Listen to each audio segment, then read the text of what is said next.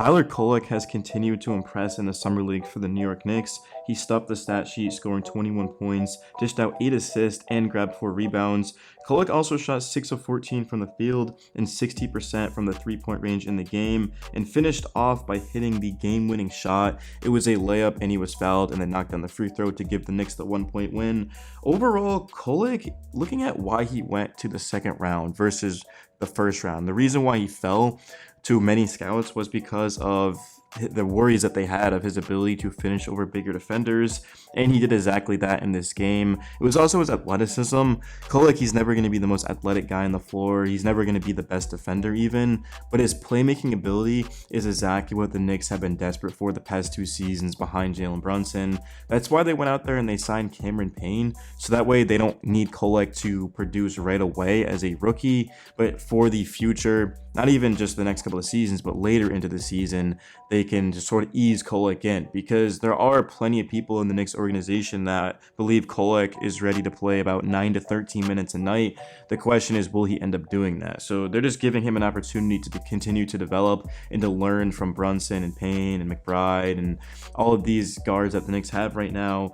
The thing about the Knicks Summer League, though, that isn't getting talked about enough is the fact that Kolek, in my opinion, isn't even the best guard on our team, on our Summer League roster. I believe that's going to be Rokas Jokubaitis. The Knicks went on a 15-0 run in this game. They went on another run later on in the game with him running the point position.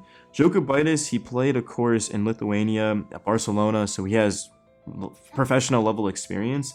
He had 16 points in this game, shot 7 of 7 from the field, 2 of 2 from 3, 5 assists, 2 steals, and a block. Overall, this was by far his best Summer League game for the Knicks, and he made a strong case to legitimately be ready for the NBA. I think he is ready for the NBA, and if the Knicks weren't just so loaded at guard, they absolutely would be looking at bringing him in. But if you look at our depth chart right now, we just simply don't have any room for him, because we've got Brunson, we've got McBride, we've got Cam Payne, Kolek certainly is going to be on the roster, we've got DiVincenzo, we've got Mikal Bridges. There's just absolutely no space for Jokubaitis at all right now, but I do feel as if he is going to end up making the NBA for another team. I don't think it's going to be for the Knicks, obviously, but I do think he'll make it for another team. There is 2 more Summer League games for the Knicks, so we play on Friday and Saturday. So I expect teams to be looking heavily into him, because I think he could be ready to come off the bench for an NBA roster. Even Jonas Valanciunas, who also plays for Lithuania, said that he's NBA ready. Jalen Brunson said he's a great player. So yeah, that's the unfortunate reality. It's not really unfortunate. The Knicks have a lot of depth and a lot of talent, but when you have a player in your Summer League that legitimately looks this good and you can't even fit him anywhere, you know you're doing something right at the end of the day. In terms of the rest of the roster, really, Hook Porty impressed me. He went out there and he had 11 points, 10 rebounds, 2 assists, and a block.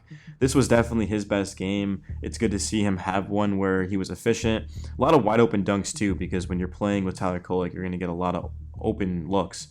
Hakoum Diarra was quiet. He only took 4 shots. He was coming off of his best Summer League game. He looked a lot more comfortable, but then he sort of just went backwards, which doesn't make a lot of sense. But maybe he didn't want to try to do too much, because Dwayne Washington, for example, was 6 of 18, 0 of 7 from 3. And he actually closed the game out over Jokubaitis, which just made literally no sense. That's an L on the Knicks coaching staff. But Bao got the start for his defense, and he overall was 6 of 11, 3 of 8 from 3. We know what he brings defensively, had a steal. I thought, honestly, he was okay, if I'm being honest, but Tyler Kolek was definitely the best starter for the Knicks in this game, with those 21, 8, and 4, hitting the game-winning shot. His efficiency was there. 3 of 5, of course, is 60%, and then 6 of 14 is high-level efficiency as well. It's just the confidence you can see Kolek. He seems like he's been playing the game of basketball for a long time, and he knows where to go with the ball. He's got great vision, makes the right reads, and he just always creates people to be open. They're not open at first, but then his pass sort of leads them open, which is awesome. And it was cool to see him compete against, of course, one of the Kings stars in Keon Ellis, who had 29 in this game. He was on a 2-way last year in the back end of the season for the Kings in the second half, and he ended up obviously outplaying that. And defensively, he's one of the best guards in basketball, and he's a much improved offensive player as we saw in this game. So it was pretty cool. Dimitrios Skapencev had 11 points in 17 minutes, 5 rebounds, an assist, and a steal. He continues to show a lot of promise for the Knicks. We do need a backup center right now. Will he end up getting that spot? I don't know. I don't think so. But he's made a strong case to show that he is honestly probably NBA ready because he can rebound, he can shoot the mid-range, he even has a 3-ball. Didn't take one in this game, but he made one last one against the Nets. And then we talked about Jokic. I thought Justin Lewis. Lewis, the forward, he went 2 of 2 from 3. A couple of these threes were late in the game, and he had 11 points in 15 minutes, so he had a good game. It's just there's just really no opportunity for anyone outside of Tyler Kolek to even have a chance. Like even Jokic, I don't even think he ever had a chance. He's just kind of going out there and showing his skills and just, yeah, you're playing for the Knicks, but you're basically playing for all 29 other teams.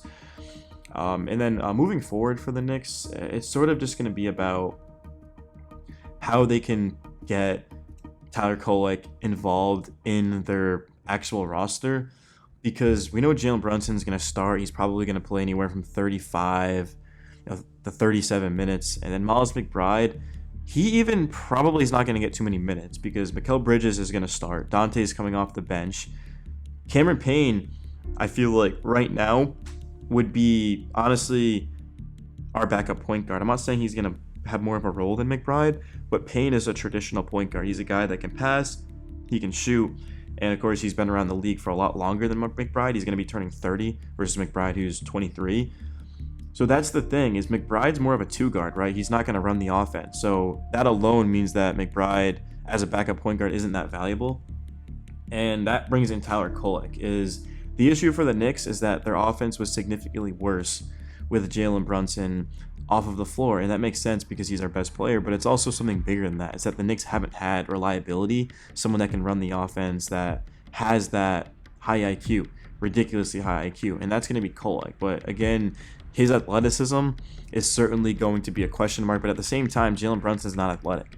Like Jalen Brunson's doesn't have a 40-inch vertical that I know of, and he's not the fastest guy. He's just all skill and technique and things like that. So if Jalen Brunson can get to this level, I think Tyler Kolek can honestly get to a high level in his own right. So that's just where we're at. Is everyone talks about the backup center, but what about the backup point guard? Is it going to be McBride? Is it going to be Payne? Like, how are they going to utilize McBride? Because he's more of a 2-guard, right? And with Devo, I mean, they could technically run Devo at the 1, but he did that with the Warriors before he came to the Knicks. But Devo's a great shooter, so it wouldn't make any sense to play him at point guard. So honestly, if I had to bet right now, I would say when Brunson comes to the bench, the Knicks honestly are going to go to Cameron Payne. And then maybe they end up putting Josh Hart at the 4, Devo at the 3, and then they could put McBride at the 2, Payne at the 1, and then our backup center. I don't think our backup center is even on the roster. It's not going to be Sims. Maybe Precious Achiuwa, but he's more of a 4. So the Knicks have a lot of work to do in terms of filling out the rest of their roster.